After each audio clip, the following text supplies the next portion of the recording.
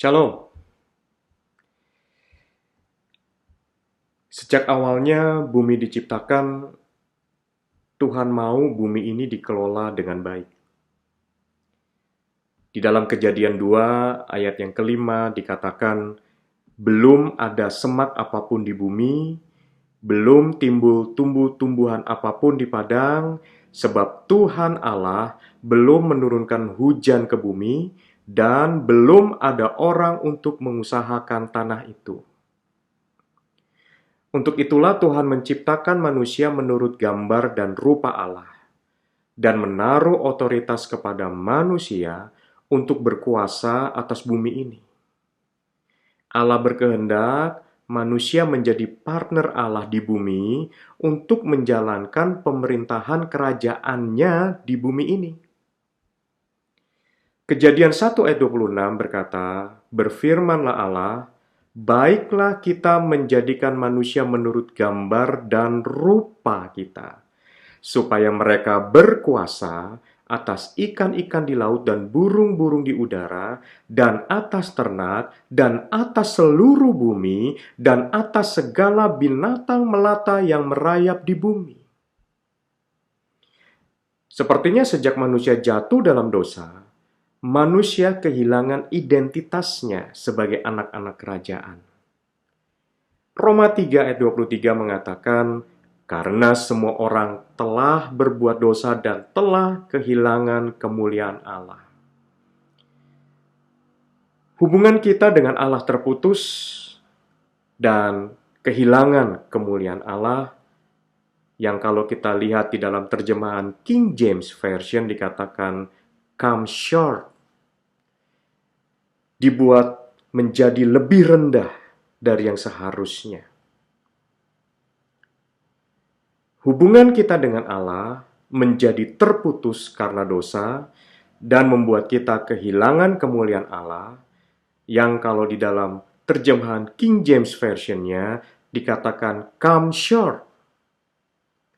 Dosa membuat manusia kehilangan gambar dan rupa Allah, dan juga kehilangan kuasa dan otoritas untuk menghadirkan surga di bumi. Dosa juga membuat kita menjadi manusia-manusia yang lemah, terintimidasi, dan tidak berotoritas. Mereka harus berjuang dengan kekuatan sendiri dan berkeringat untuk hidup. Dampak dari dosa, manusia putus dari Bapa yang adalah sumber dari segala sesuatu. Manusia mulai menjadi egois, cemburu, mementingkan diri sendiri, dan bahkan mulai mencoba untuk menguasai sesamanya. Jadi kita bisa lihat putus hubungan dengan Bapa di surga, itu juga membuat hubungan kita dengan sesama juga menjadi tidak baik.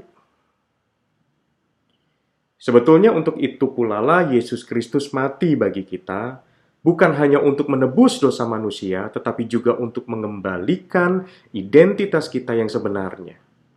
Kita bukan lagi menjadi budak dosa, tetapi kita telah diubah menjadi anak-anak kerajaan Allah. Sayangnya, identitas ini seringkali menjadi label dalam hidup kita, tanpa kita mengerti bagian yang bisa kita dapatkan sebagai anak-anak Allah. Akibatnya, sekalipun kita telah ditebus oleh darah Yesus Kristus, kita tetap merasa diri kita lemah dan tidak berdaya. Saya percaya inilah waktunya bagi kita untuk benar-benar menyadari identitas kita yang sebenarnya dan berjalanlah dengan identitas yang baru ini. Kita harus segera tersadar dari mimpi-mimpi buruk masa lalu di mana kita terus-menerus diperbudak oleh dosa. Dan melihat ke depan bahwa Tuhan sebenarnya menciptakan kita adalah untuk memiliki hubungan dengan Bapa di surga dan menjadi partner Allah di dalam menjalankan pemerintahan kerajaannya di bumi ini. Tanpa mengetahui identitas kita yang sebenarnya, maka sebetulnya membuat kita terus-menerus berputar-putar di padang gurun kehidupan kita. Kita menjadi semakin jauh dari kemenangan, jauh dari tanah perjanjian yang sebetulnya penuh dengan susu dan madu.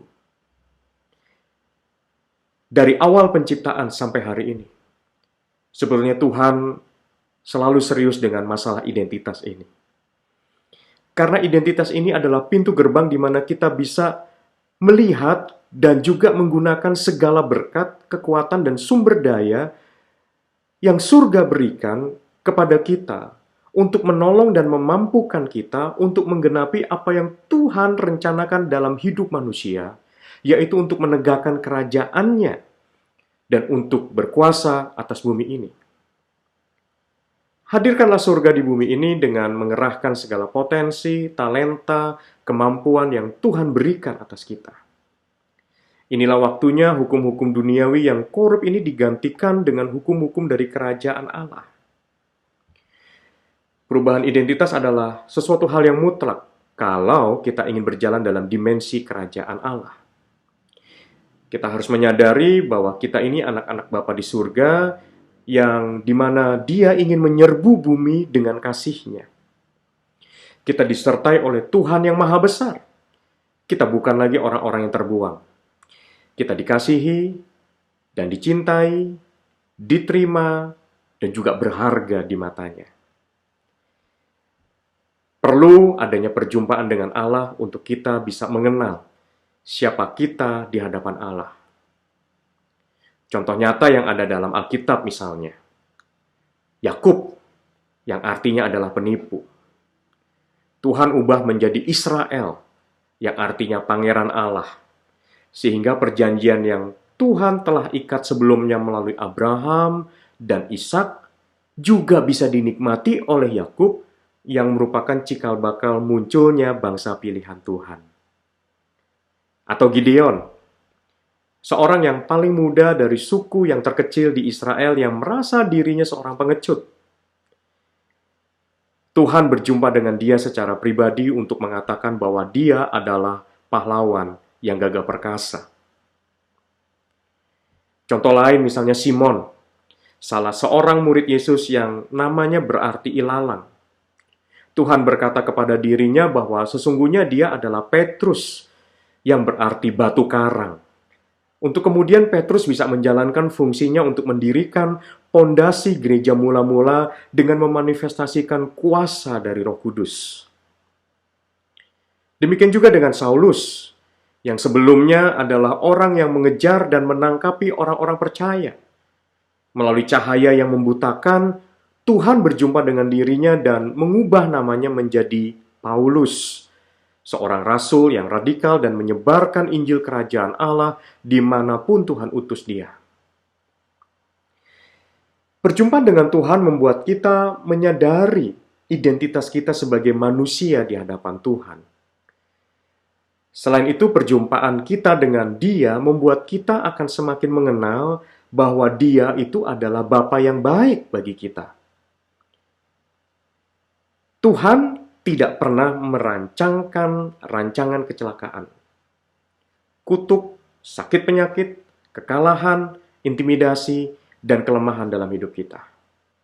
Rancangannya dalam hidup kita adalah rancangan damai sejahtera.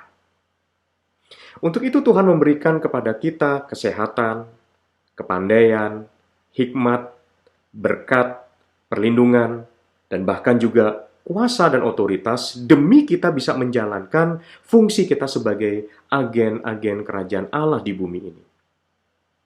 Ini waktunya kita menyadari dan berjalan dengan identitas yang baru, yaitu identitas sebagai anak-anak Allah.